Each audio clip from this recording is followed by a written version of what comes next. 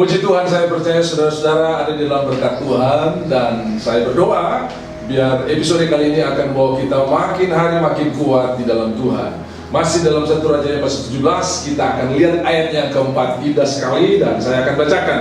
Engkau dapat minum dari sungai itu, dan burung-burung gagak telah kuperintahkan untuk memberi makan engkau di sana.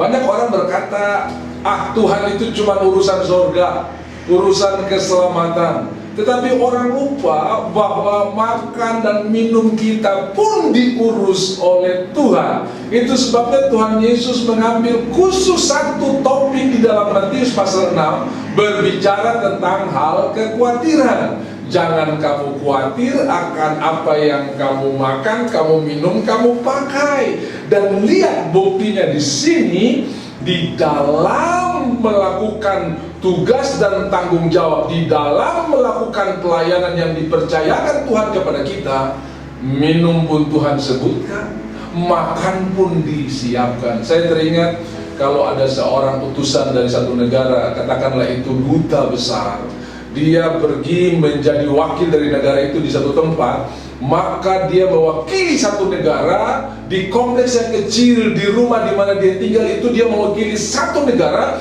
dan semua fasilitas yang dia perlukan dijamin oleh negara. Ingat, kita punya negara di surga dan tidak terganggu dengan pandemi, tidak terganggu dengan situasi ekonomi. Dan kalau kita diutus oleh Tuhan, sepenuhnya kita di backup oleh negara kita yang di surga, oleh kerajaan surga di mana kita hidup dan kita berada. Dan saya percaya kerajaan surga tidak pernah kekurangan. Makanya dikatakan, minum dari sungai ini yang kau dapat, dan ku perintahkan burung-burung gagak untuk membawa makanan kepadamu. Nanti kita akan belajar berikut bagaimana Elia berjalan dari kemuliaan kepada kemuliaan. Tetapi saya ingin menyampaikan begini, kalau engkau menemukan Kristus, engkau bukan cuma menemukan keselamatan, tapi engkau menemukan sepenuhnya, seutuhnya. Entah itu saudara punya kebutuhan ataupun keinginan, saudara bisa menemukannya di dalam Kristus. Sebuah kisah menarik, ada seorang bapak yang punya anak tunggal. Tiba-tiba negara dalam keadaan darurat perang, dan anak ini adalah anak yang punya umur pas untuk masuk dalam wajib militer. Semua anak muda harus ikut wajib militer, dan anak ini harus masuk dalam wajib militer karena negara dalam keadaan darurat. Lalu dia diutus untuk melakukan perlindungan terhadap negara dalam sebuah peperangan di perbatasan. Saudara, malang sekali, anak ini akhirnya mati di medan perang karena menyelamatkan teman baiknya yang harusnya mati. Dia menjadi benteng dan perisai bagi temannya sehingga dia harus mati. Dan sebagai rasa terima kasih, temannya ini mencoba untuk melukis atau menggambar wajah anak ini semampu dia, dan menyerahkan kepada bapak atau ayah daripada anak ini sebagai ucapan terima kasih. Kebetulan bapak ini adalah seorang kolektor lukisan.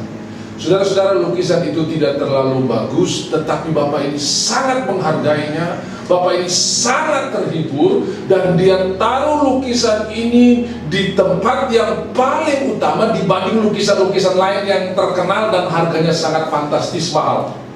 Suatu ketika bapak ini meninggal, dan semua warisan atau peninggalan akan dilelang oleh juru lelang yang sudah disiapkan. Banyak orang berkerumun untuk mengikuti lelang itu karena mereka tertarik dengan lukisan-lukisan langka yang sangat bagus dan eksotis. Tetapi pada waktu pelelangan dimulai, ternyata gambar pertama yang dilelang adalah gambar anaknya yang dilukis oleh orang yang diselamatkan oleh anaknya itu. Semua orang tidak tertarik karena lukisannya biasa saja. Lalu mereka berkata begini, juru lelang berkata begini, kalau ada yang mau membeli gambar ini, silakan angkat tangan. Saudara, diulang-ulang tidak ada yang angkat tangan. Akhirnya ada seorang bapak yang sederhana, ternyata belakangan diketahui bapak itu adalah tukang kebun daripada bapak yang punya lukisan mahal yang dilelang itu. Dia mengangkat tangan, dan memang dia cuma bisa menawar dengan kemampuan yang ada pada dia $10. Saudara-saudara, langsung orang-orang bilang, "Hari cepat sudah ambil lukisanmu, karena kita sudah tidak sabar untuk membeli lukisan-lukisan yang lain selain lukisan yang tidak terlalu bagus itu." Betapa terkejutnya ketika hasil pelelangan itu selesai, juru lelang berkata begini, saya akan bacakan wasiat, dan wasiat itu berbunyi begini: apabila ada yang membeli lukisan anakku atau lukisan yang dilelang pertama kali ini, maka semua lukisan yang lain menjadi miliknya. Semua orang terperanjat kaget.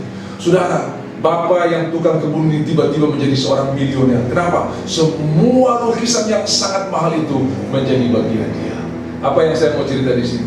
Pada waktu kita memiliki anak, yaitu Tuhan Yesus Kristus itu, kita menemukan segalanya. Elia diberkati oleh Tuhan, makan minumnya diberkati oleh Tuhan. Tidak usah khawatir di tengah pandemi ini. Ketika engkau tahu engkau menemukan Kristus, saya mau berkata bahwa engkau telah menemukan segalanya. Tetap bersuka cita, Tuhan pelihara kita dengan cara yang ajaib. Hari itu bukan Elia yang cari makan, tapi makanan yang mencari Elia. Tuhan akan kirim berkat. Mazmur 133 ayat 3, kesanalah berkat Tuhan akan diperintahkan, kehidupan untuk selama-lamanya.